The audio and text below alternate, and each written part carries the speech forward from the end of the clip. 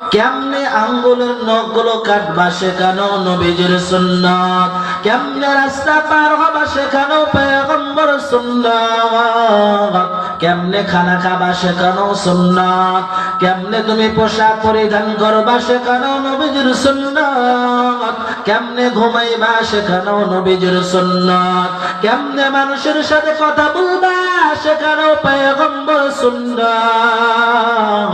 কেমনে তুমি চলাফেরা করবা শেখানো পয়গম্বরের সুন্নাত, কেমনে সন্তানের সাথে কথা বলবা শেখানো পয়গম্বরের সুন্নাত,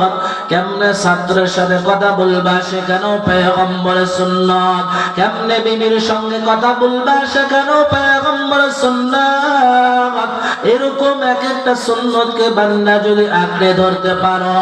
এরকম একটা সুন্নতের উপর যদি চলতে পারো, পয়গম্বর বলেন ওই উম্মতের জন্য 100 শহীদের সওয়াব লেখা হবে।